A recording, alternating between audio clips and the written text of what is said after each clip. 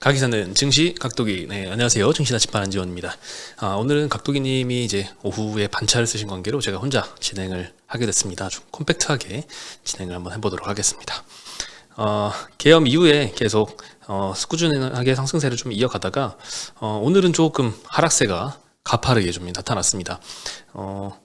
코스피가 한 1.3% 하락을 했고요. 코스닥은 0.6% 하락했는데 장중에는 코스닥도 마이너스 1% 이상 하락을 했었다가 조금 되돌렸던 것 같습니다.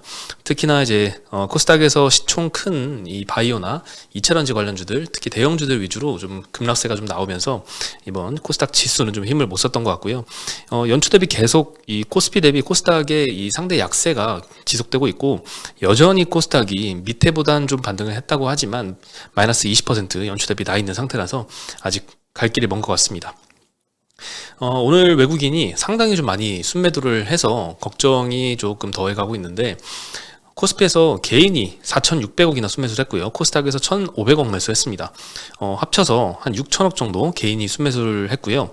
외국인이 오늘 코스피에서 7천억 매도, 코스닥에서 1,200억 매도를 하면서 코스피에서 굉장히 크게 매도를 했는데, 대부분은 좀 삼성전자가 컸습니다. 삼성전자가 2,300억 매도, 삼성전자 우선주가 630억 매도했으니까 삼성전자와 이 보통주 우선주에 대해서 3천억 가까이 굉장히 대량 순 매도를 여전히 이어가고 있습니다. 그리고 삼성 SDI도 한 400억 매도했고요. 현대차 300억 매도, 금양 한미반도체 250억씩 매도했고, 오늘 특징적인 점은 하이닉스는 1200억을 순매수했습니다. 사실 예전에는 이렇게 삼성전자와 하이닉스에 대한 이 외국인들의 이 순매수 기조가 이렇게 갈린 경향이 좀 없었는데, 올해는 특히나 이 HBM 시장에 대해서 얼만큼 적응을 해 나가느냐에 따라서 굉장히 좀 의견이 많이 바뀐 것 같고요. 환율이 참 안정이 되지 않고 있다는 점이 걱정입니다. 1439원 그 이상을 유지를 하고 있습니다. 조금씩 올라가고 있는 모습이라서 외국인들이 조금 순매도를 그치고 한국 시장이 조금 들어와야지 환율도 좀 안정화되는 데 기여를 할 텐데, 외국인이 이렇게 매도를 해서 계속 빠져나가니까 원화도 계속 약세 기조를 이어가는 것 같습니다. 네, 오늘 업종별로는 뭐 비금속, 섬유, 의류, 건설, 기계 장비 이런 쪽이 좀 좋았고요. 별 특징적인 종목은 없었던 것 같습니다. 금속 섹터가 제일 많이 하락을 했는데, 사마 알미늄, TCC 스틸, 남선 알미늄 이런 2차전지 관련주들이 좀 하락에 영향을 기여를 많이 했고요. 화학 섹터가 두 번째였습니다. 여기도 마찬가지로 2차전지 관련 금양, 코스모화학, 코스모신소재, LG화학 이런 회사들이 좀 기여를 했습니다. 세 번째가 제약인데요. 유한양행, SK바이오사이언스, 삼성바이오로직스, 셀트리온 이렇게 대형주들이 좀 많이 하락을 했습니다. 그래서 하락 섹터 1, 2위, 1, 2, 3위 같은 경우에는 2차전지와 바이오가 영향을 많이 끼쳤다라고 볼 수 있을 것 같습니다. 계엄 이후에 좀 정치적 불확실성은 확실히 좀 한국 사람들이 체감하기로 많이 줄었다라고 볼 수 있는데, 외국인들의 시각은 아닌지 이게 순매도는 진정되는 듯 하다가 다시 좀 확대가 되고 있고요. 외국인이 그러면 어떤 걸 기점으로 좀 돌아올 거냐를 생각을 해봤을 때 당면한 이슈는 아마 상법 개정안이 아닐까 싶습니다. 오늘 추가로 업데이트된 소식이 사실 이번 달에 12월 4일인가요? 그때 상법 개정안 토론회를 한번 열려고 했었다가 계엄 사태 때문에 딜레이가 됐었는데, 이게 일정이 잡혔습니다. 12월 19일 내일 모레 목요일 날 예정이고요. 이런 토론회나 이제 공청회를 거쳐서 의견을 좀 수렴해서 좀 반영을 한 다음에 그 다음에 이제 연내 법안 통과를 목표로 한다고 했으니까요. 이런 토론회가 빨리빨리 좀 진행이 돼야 될 것 같고, 많은 분들이 이 토론회 방송에서 공개가 된다면 많은 관심을 가져야 될 것 같습니다. 네, 그리고 전일 미국 시장에서 마이크론이 5.6%나 급등을 했습니다. 이 마이크론이 5.6%나 급등을 했는데, 오늘 하이닉스는 2.6%, 절반도 못 올랐다는 건 상당히 좀 이 슬픈 현실인 것 같습니다. 마이크론은 게다가 좀 목표가도 굉장히 높습니다. JP모건 같은 경우에는 마이크론 목표가를 180불로 상향을 했거든요. 현재가는 108불입니다. 그러니까 대략 110불이라고 생각하면 한 70% 업사이드가 있는 수준인데 굉장히 높게 보고 있는 거죠. 근데 참 이해가 안 가긴 해요. 마이크론이 HBM 시장에서 하이닉스보다 잘하는 것도 아니고, 캐파가 큰 것도 아니고, 기존 디램이나 낸드 쪽에서도 잘하는 것도 아닌데, 하이닉스가 이익도 훨씬 더 많이 버는데, 시가총액은 지금 마이크론이 훨씬 큽니다. 하이닉스는 130조 원대인데 마이크론은 170조 원대거든요. 게다가 앞으로의 이 상승 여력도 굉장히 크게 보는 걸로 봐서 이 시장이 상장되어 있는 이 시장의 한계가 확실히 좀 여실히 느껴지는 게 아닌가라는 생각이 좀 듭니다. 그리고 CT에서 마이크론에 대해서 리포트가 나왔는데요. 150불 목표가를 유지를 하고 있습니다. 마찬가지로 높은 이제 성장 잠재력을 보이고 있는데, 톤은 좀 부정적인 영향도 좀 4분기에 좀 있을 것이다 라는 톤인데, 이제는 좀 매수 측면에서 접근해 봐야 된다라는 의견이 전반적으로 좀 주를 이루는 것 같습니다. 이번 분기 실적은 디램 시장 약세로 인해서 매출은 컨센 부합하겠지만 EPS는 컨센이 지금 1.76불인데 이걸 조금 하회한 1.53불로 발표를 할 것이다 라고 전망을 하고 있고요. 그 다음 분기 EPS 가이던스는 컨센서스가 지금 1.92불이거든요. 근데 1.75불로 컨센보다 좀 하회할 것이다 라고 전망을 하고 있습니다. 이렇게 PC나 스마트폰 시장의 부진에도 불구하고 데이터 시장의 강력한 수요가 좀 상쇄를 하면서 공급 과잉은 봄까지는 좀 진정이 될 것이다 라고 언급을 하고 있고요. 오히려 이번 분기 EPS가 어닝 쇼크 난다라고 예상을 하고 있는 건데요. 이 어닝 쇼크가 나면서 주가가 하락한다면 마이크론에 대한 매수 기회를 제공을 할 것이다. 이렇게 주장을 하고 있습니다. 네, 아무래도 메모리 가격 부진으로 이제 실적 저점을 찍는 게 아마 내년 1, 2분기 정도로 보고 있다. 이게 조금 가시화되고 시장에서 조금 공감대가 좀 형성이 되면서 이제 아무리 디램 가격이 좀 하락을 하고 내년 1분기 전망이 안 좋아지고 목표가 내려가고 실적 컨센서스 내려간다고 하더라도 주가 하락은 크게 나타나지는 않는 것 같습니다. 오히려 최근엔 좀 내년 하반기를 기대를 하면서 조금 반등하는 모습들이 좀 나타나고 있고요. 그리고 어제 장 특징은 브로드컴이 어제 또 11% 올랐습니다. 그 전날 24% 이상 급등을 했는데 또 11%가 올랐습니다. 이게 1조 달러가 넘어갔는데 20%대 이렇게 상승을 한다는 거는 삼성전자 하나가 추가로 달라붙는다 이런 뜻인데 어마어마한 것 같습니다. ASIC이라고 하는 주문형 반도체 시장이 생각보다 훨씬 더 클 거다라는 이제 임원진의 발언 이후에 상당히 ASIC 반도체에 대한 기대감이 좀 올라오고 있습니다. 한국 시장의 영향은 디자인 하우스들이 조금 강세를 보인다는 것, 그리고 ASIC 관련된 수요도 HBM을 필요로 하니 HBM 관련주들도 최근에 좀 주목을 받는데 영향을 좀 받고 있는 것 같습니다. HBM 시장은 아직은 내년도 내후년 시장 규모가 어느 정도나 커질지에 대해서 명확한 시장의 합의점이 발표가 되지는 않은 것 같아요. 여기저기 전망을 하고 있는데 천차만별이더라고요. 예를 들면 최근의 전망은 이제 PwC 컨설팅, 여기는 28년도 HBM 시장을 380억 달러로 전망을 하고 있는데 이미 내년도 25년도에 380억 달러가 아니라 500억 달러도 넘을 것이라는 전망도 있으니까 정말 기관마다 천지 차이로 전망을 좀 하고 있습니다. 이 말은 아무도 모른다는 뜻이 아닐까라는 생각이 듭니다. 네. 그리고 오늘 하이닉스에 대해서도 여전히 삼성전자도 마찬가지지만 컨센 하향 리포트가 좀 계속 나오고 있는데요. 다울투자증권에서 하이닉스의 25년도 영업이익 추정치를 38조 원으로 하향을 했습니다. 네, 컨센서스는 지금 34.5조 원 정도로 형성이 되어 있으니까 컨센보다는 높은 전망을 하고 있고, 삼성전자도 38.7조 원으로 하향을 시켰는데 동일하죠. 하이닉스도 삼성전자도 내년도 영업이익은 38조 원대를 낼 것이다라고 전망을 하고 있는데, 삼성전자는 지금 디램 낸드 같은 반도체만 있는 게 아니라 휴대폰이나 디스플레이나 가전 이런 모든 걸 다 포함해서 38조라는 거니까 반도체 부분만 따로 떼놓고 보면 하이닉스가 연간 영업이익으로 삼성전자를 크게 앞설 것이다라고 전망을 하고 있는 거죠. 네. 어쨌든 이 하이닉스나 삼성전자나 내년도 영업이익 전망치를 하향을 했는데요. 이거는 당연히 디램 낸드의 연간 ASP, 이 평균 판매 단가 가정치를 하향 조정한 영향입니다. 반도체 가격이 계속 내려가고 있기 때문이죠. 그리고 목표가도 하이닉스는 29만 원으로 하향을 시켰습니다. 29만 원이면 거의 30만 원인데 현재 주가가 18만 원이니까 그래도 현재 주가보다 상당히 높은 수치를 유지를 하고 있고요. 영업이익 추정치는 좀 많이 변동을 시켰습니다. 내년도 1분기는 10조 원 추정하다가 6.6조 원으로 33% 감소시켰고요. 2분기 영업이익은 11조 전망하다가 8조로 27% 하향시켰고요. 내년도 3분기 영업이익은 12조에서 10조로 16% 하향 조정을 시켰습니다. 기존의 높아진 눈높이가 이제 조금 정상화되는 과정인 것 같고, 네,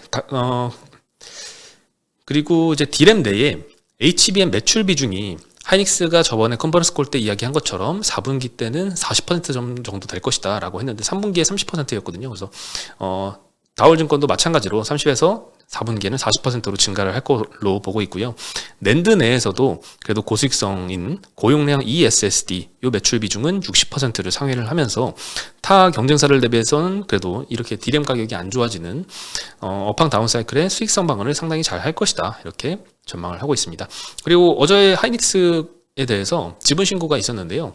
더 캐피탈 그룹이란 데에서 5% 지분을 확보했다라고 신고를 했습니다.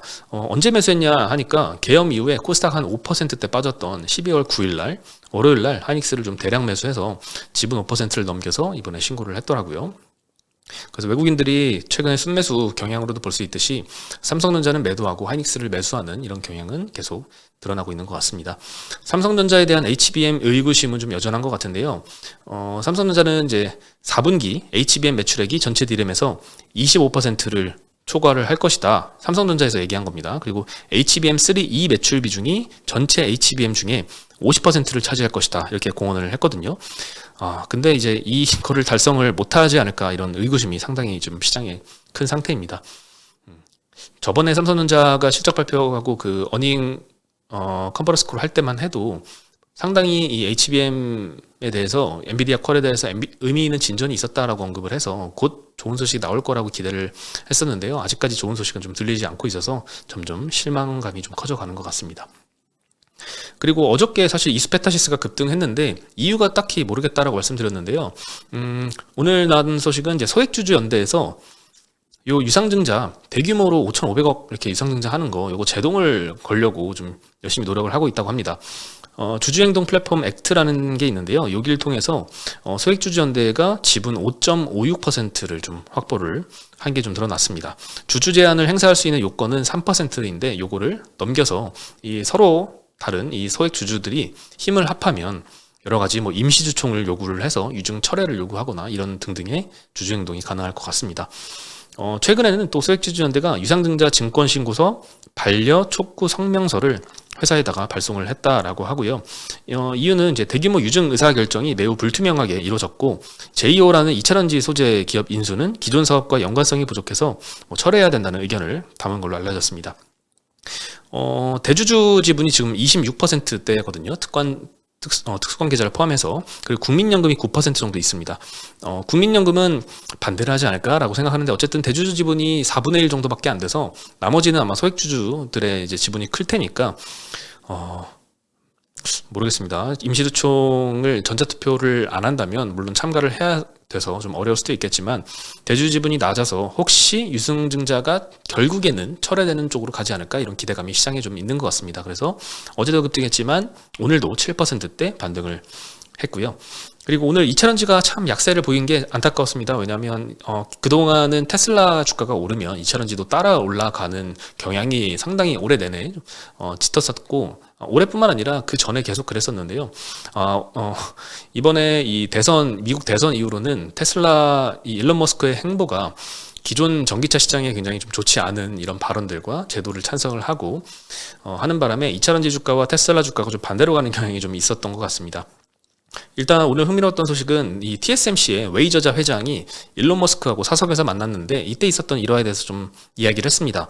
일론 머스크가 이런 얘기를 했다고 합니다. 앞으로의 노력의 초점은 전기차가 아니라 옵티머스다.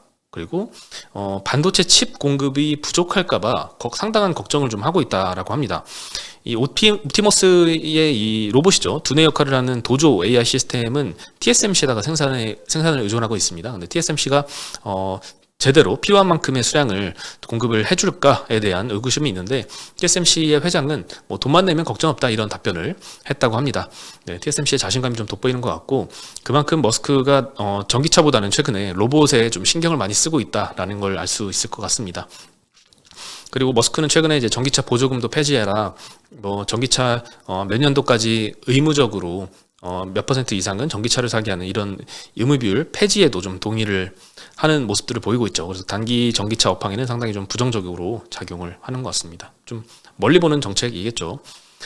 그리고 국내 2차전지나 배터리 업체들의 실적도 4분기 물론 내년도 초반까지도 굉장히 좀 좋지 않을 걸로 좀 예상이 되고 있는데요.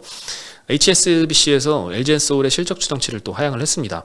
유럽 OEM의 배터리 주문 지연, 그리고 미국의 고마진 제품 판매 감소로 인해서 4분기 영업이익은 컨센서스를 좀 하회할 걸로 전망이 됐고요. 원달러 환율도 좀 변수인 것 같은데 최근에 많이 올랐죠. 근데 원달러 환율이 오르면 LG엔솔에 좋은가 나쁜가에 대해서 코멘트를 했는데요. 3분기 대비 일단 환율이 10% 이상 상승을 했습니다. 근데 수출은 잘 되겠죠. 그래서 분기 영업이익이 100억 정도 증가할 정도의 이슈인데 문제는 달러 부채가 있는데 달러 가치가 올라가면 이 달러 부채 가치도 올라가죠. 그래서 결국에는 토탈해서 세전이익이 37% 감소가 가능하다라고 언급을 했습니다. 물론 지금은 워낙 이 규모가 작기 때문에 37%라는 굉장히 좀 극단적으로 큰 수치가 나올 수는 있겠지만 뭐 나중에 회사가 좀 정상화되고 어느 정도 영업이익을 좀 낼 정도의 수준까지 올라오면 뭐 환율의 영향을 이렇게 크게 받지는 않을 것 같습니다. 네, 일단 굉장히 좀 어려운 구간을 좀 지나고 있는 건 사실인 것 같고요. 사실 일론 머스크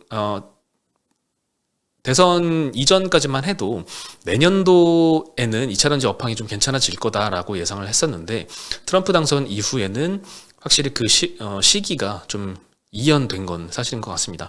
오늘 LG엔솔이 4% 정도 하락을 했고요. 금양이 10% 하락했습니다.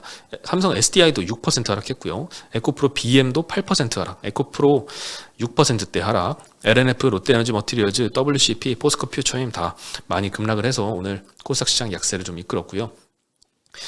그리고 롯데 에너지 머티리얼즈도 2차전지 동박 업체죠. 근데 새로운 소식이 두산전자 비지는 이제 두산의 자회사는 아니고 거기에 두산 지주사에 있는 사업부입니다.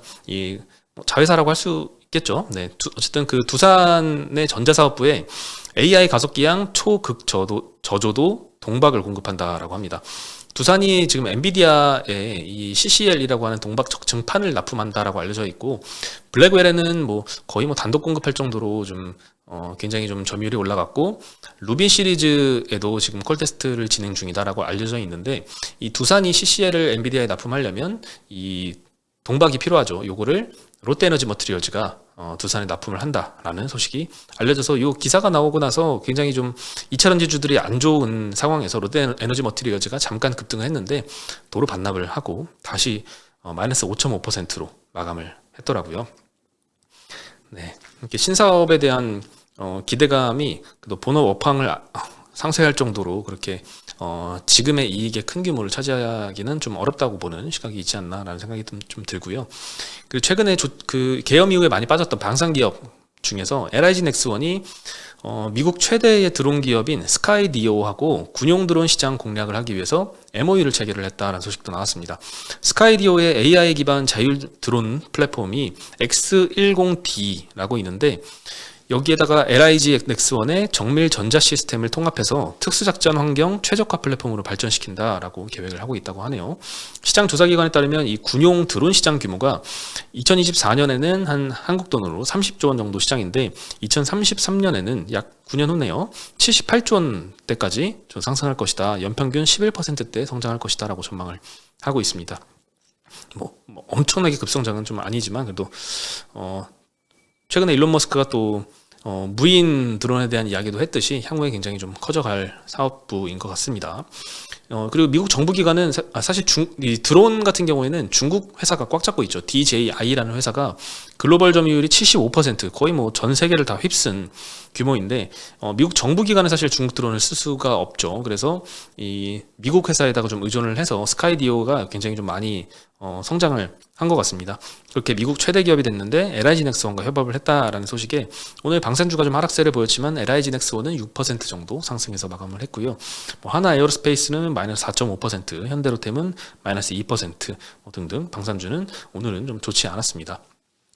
방산주도 계엄 이후에 좀 우리나라 정부에 대한 신뢰가 굉장히 좀 약해졌고 방산 수출이라는 거는 이제 굉장히 좀 장기간이고 굉장히 금액대가 막 몇십 조 단위이기 때문에 정부와의 협업이 상당히 좀 중요하다고 인식돼서 계엄 이후에 정치적 불확실성 커지니까 이 방산 사업도 흔들리는 거 아니냐는 우려가 좀 있었는데 이거는 이제 국내 증권사든 해외 증권사든 다 이 흔들림은 없을 거다, 꾸준하게 성장할 것이다 라는 의견은 있는 것 같습니다.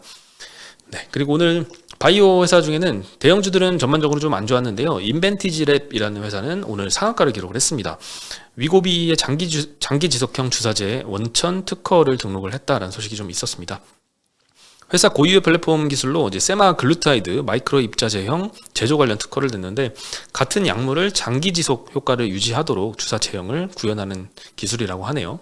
지금 뭐 위고비나 이런 주사를 뭐 매주 일주일에 한 번씩 맞아야 된다면, 이런 장기 지속형 플랫폼으로 바꾼다면 이제 한 달에 한 번만 맞아도 같은 효과가, 오히려 더 큰 효과가 부작용은 없이 이렇게 진행될 수 있게 만드는 회사인데, 상당히 좀 일반 신약 개발하는 회사보다 이런 바이오텍들의 움직임이 상당히 좀 새로울 것 같고, 앞으로 한 2, 3년 후에는 우리나라의 지금 뭐 한미약품이나 이런 일반적인 바이오 회사들보다는 이런 바이오텍들이 훨씬 더 많이 성장해 있지 않을까, 이런 기대감도 좀 드는 상황입니다. 네, 오늘 소식은 여기까지고요. 내일 다시 인사드리겠습니다. 안녕.